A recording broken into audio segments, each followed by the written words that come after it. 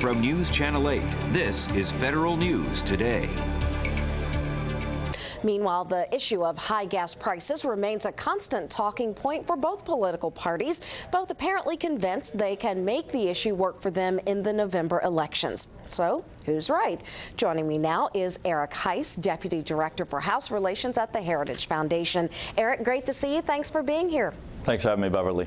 Well, it's the fourth straight week that Republicans have been on the House floor staging this protest to urge action on the energy legislation. And in another sign of some potentially growing momentum, 6 more senators, 3 Democrats and 3 Republicans, have joined this group of 6 to try and break the stalemate. They have a bill they think can do that, and their bill has a little something for everyone. It would lift the ban on drilling in the eastern Gulf of Mexico and the southeast U.S. coast, invest $20 billion in developing gas-free vehicles, and extend tax credits for renewable energy.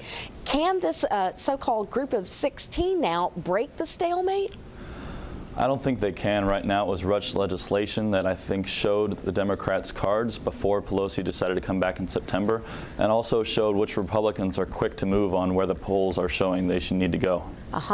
Energy and gas prices have been a major talking point this week for the Democratic convention speakers. And of course, we can expect to hear about this issue just as much next week at the GOP convention. Both parties seem to believe this is going to be a winning political issue for them this fall. Who's right? Is it going to be a winner for Democrats or for Republicans or both?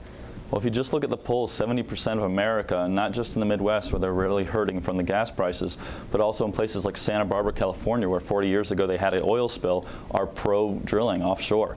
And there's lots more opportunities that Republicans are discussing to increase our domestic production of energy. That doesn't just impact gas prices, but our whole economy.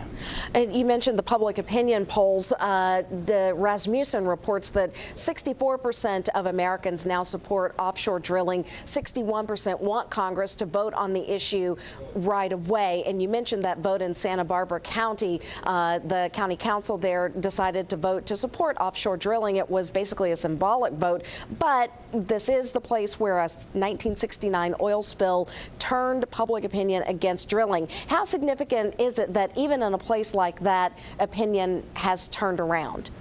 We've seen the Republicans are actually winning the debate. You know, Pelosi, before they adjourned into recess in early August, said she wasn't, told the New York Times she wasn't going to capitulate to the Republicans on energy.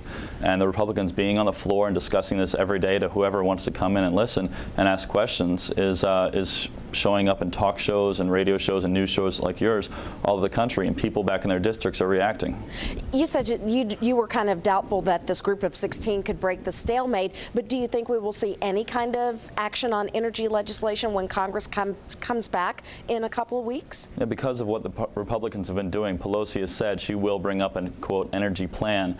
What the Gang of 16 now has done is kind of give us an idea of what the Democrats will bring to the floor in September. And they only have 15 days to work on it in September.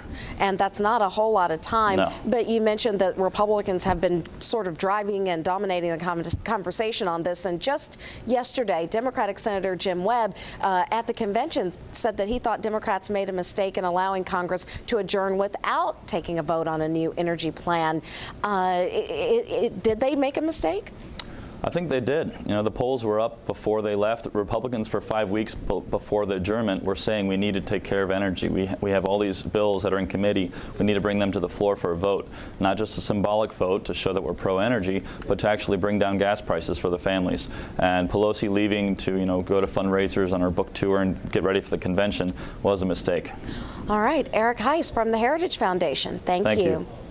Well, there is more ahead here on News Channel 8's Federal News Today. Stay with us.